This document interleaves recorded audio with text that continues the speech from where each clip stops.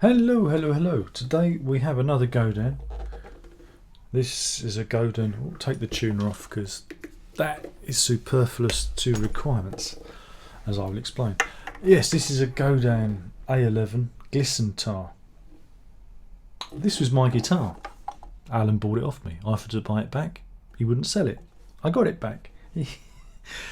Yeah, anyway, go back, I don't know, 10 years, 11 years. I had this and I did some music with it. It's on a thing called Pressure Point, and then I got rid of it because it only does so many sounds. I'll do the spec thing and then I'll tell you the story. I want to tell you the story. So yeah, this is an A11 Glissentar. It's based on the Oud. Has a maple neck, ebony fretless fingerboard. So it's a fretless guitar.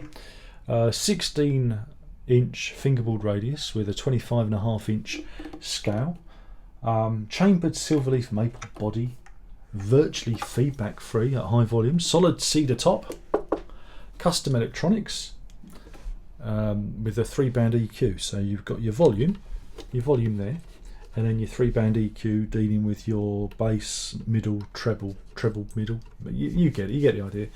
But it's an 11-string guitar with nylon strings. And that's the thing. It's meant to help you like replicate Middle Eastern music. Again, it's like a guitar oud. It's an oud guitar, right? And I used it. I used this very thing on some recordings, and I don't know if I don't know what I'm going to do, because I normally what I do is I drop in examples of this. I do, you know,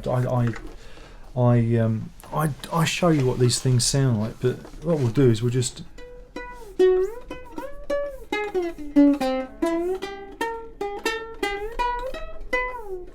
you get the idea? Sounds like that.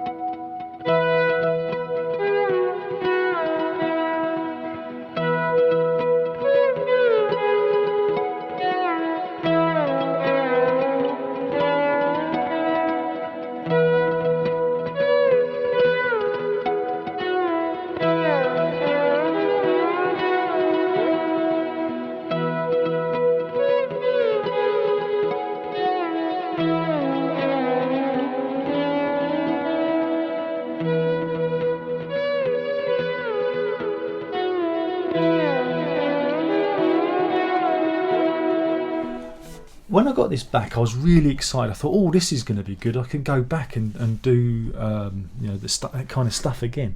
I can go back and do it all again. And I was kind of excited by it. But then I tried to get new strings. Now this has got 10-year-old strings because I bought a new set and I restrung it for Alan before I sent it to him.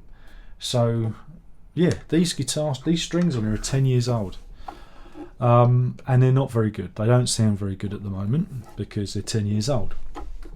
So I looked around on the internet, couldn't find any. I got in touch with Godin. They didn't reply immediately. I got in touch with the company Strings Direct, and they're kind of affiliated with D'Addario, and the man there tried to help me and actually spoke to people at D'Addario. And then the person from Godin said to me, we don't make strings for the Glissentar anymore. You go, what? This is your own instrument. And he said, well, you can use the strings that we make, because they make an oud now, an actual oud. But they don't do this hybrid instrument. They make an oud, in their range. So this is no more. This is a rare instrument. We don't do that, but we've discontinued the strings, but you can use oud strings on it. I thought, great. And I carried on reading. It said, however, and this has, I don't know if you noticed there's nowhere here to tie off like you would with a nylon guitar. There's not enough space, so they use pegs. And these have got ball ends on. Those are little like kind of brass round eyelets. And he said, well, what you need to do is you can use the oud strings, but you're going to have to add the ball ends, the brass eyelets, to the end for it to work with this bridge. I'm like, okay. So I'm in conversation between Godin and Strings Direct / D'Addario, and I explained to them the issue. And the guy said, well, look, I'm speaking to people at head office. Maybe there's something we can do. And the last time I spoke to him, this must have been about 3 or 4 months ago now, I asked him, I said, how do I put ball ends on a nylon guitar string? Because I'd do it, I'd have to give it a go. And I've never had a satisfactory answer. And so I just said, okay, I'll have to sell it, because I'm 52 years old and life's getting short. I do not want to be piss-balling around trying to put ball ends on nylon strings. I don't know how to do it. I can't find anything on the internet that will help me do it. Godin have stopped making the strings. Godin have no help whatsoever. Now I could theoretically tie a knot in the nylon strings and feed those in, but it's going to put a lot of pressure on the bridge, and I could end up ripping the bridge off the guitar. It's not designed for that. It's a different kind. That'll be a different kind of pressure on the bridge rather than it being a specific ball end that fits into these things, these slots. The bridge pins have slots cut into them. Those who have guitars and acoustic guitars will know what I'm talking about. So I just thought, bollocks.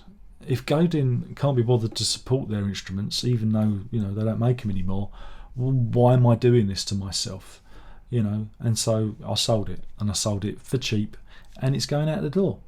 Thing is I do not want to tune this to scale. I do not want to tune it just in case the strings break, because I'm sending this out. And that's the story of the Godin Glissentar.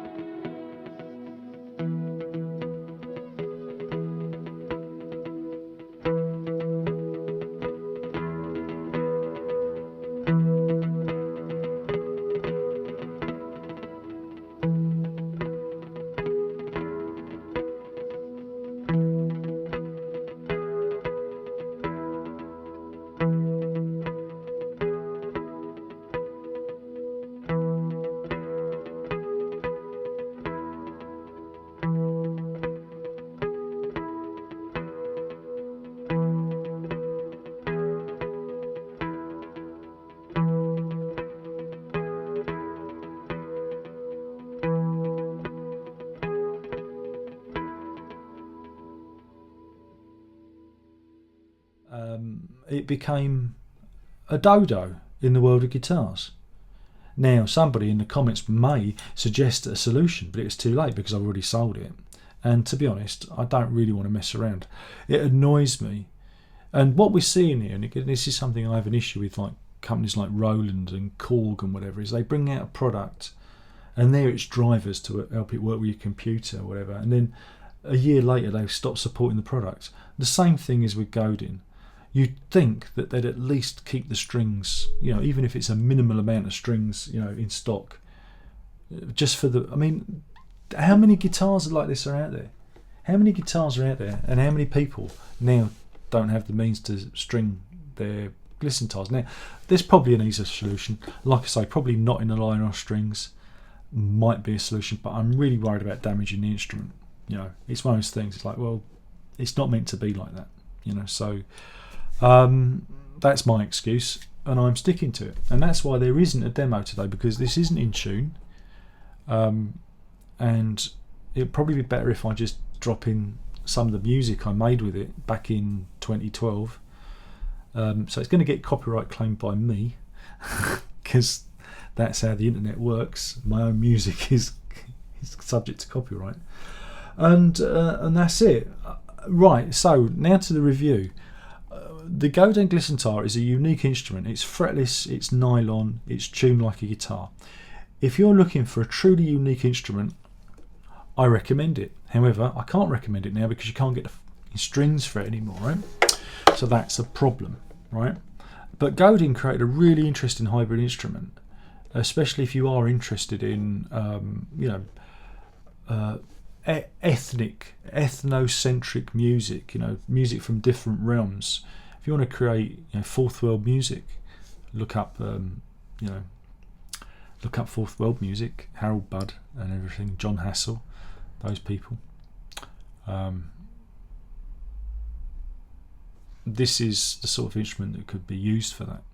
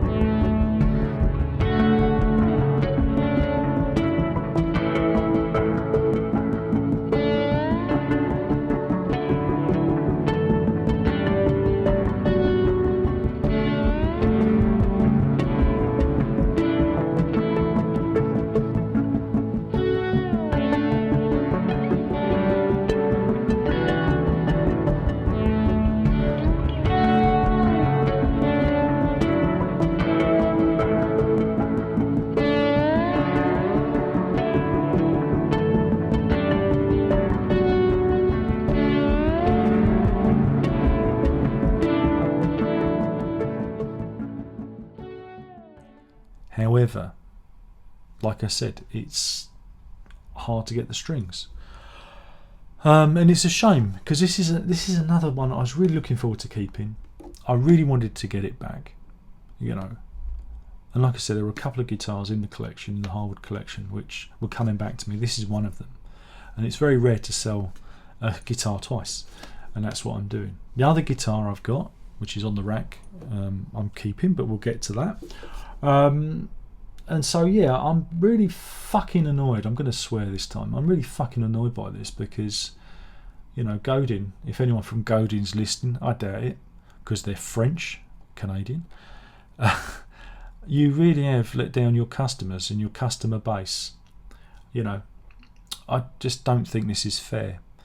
And like I said, it's a big disappointment to me, because I would have liked to got some new strings on this. I would have liked to kept it, but I can't.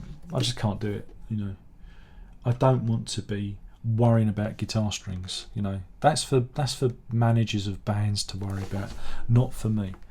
But other than that, it's a really interesting instrument, right? And I thoroughly recommend it. If you're a braver soul than I, if you've got more patience for this bullshit, then do get one and try one. But I do say you will find it very hard to get the strings for this.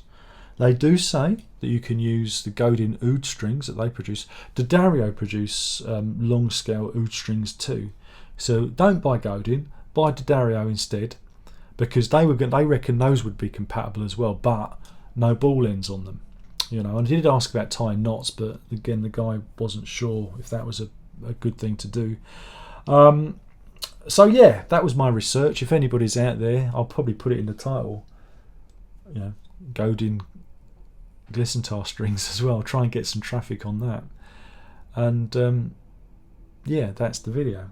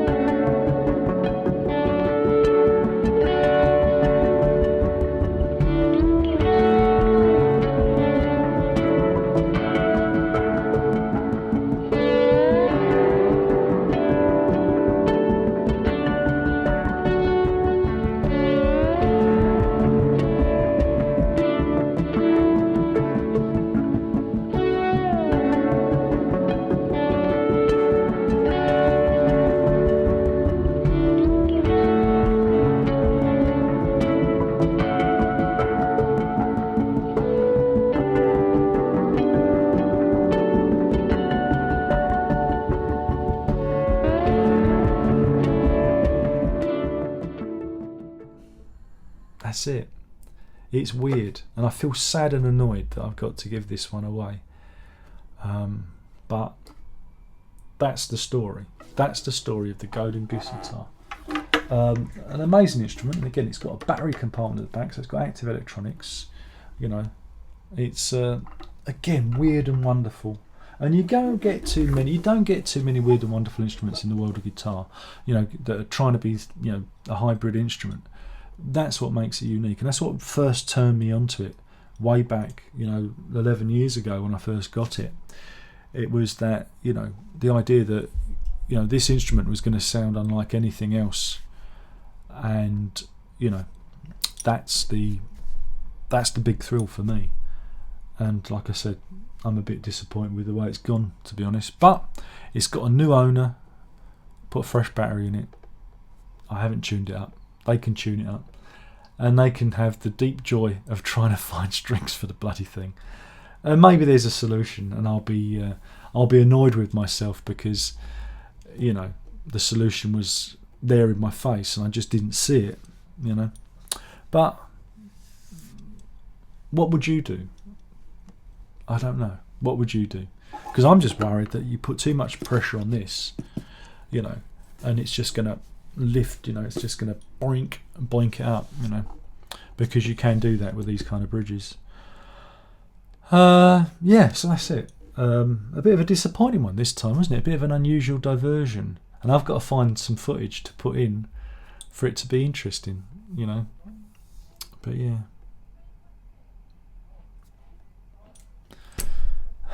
Oh well. Anyway, so that was the Godin A11 Glissentar. Alright. And I don't remember when this was made. I think this was made a long time ago. You know. Maybe 2001, something like that. Looking at the serial number, it's hard to tell. Oh no, maybe 2008 actually. 2008 is the year of this one. So like I say, truly unique instrument. Lovely bit of binding there, lovely top, and yeah, shame, a real shame, a real opportunity missed. And that was it. Thank you for watching. There's only one more thing to say. By now you should know what that is, and that is ta-ta.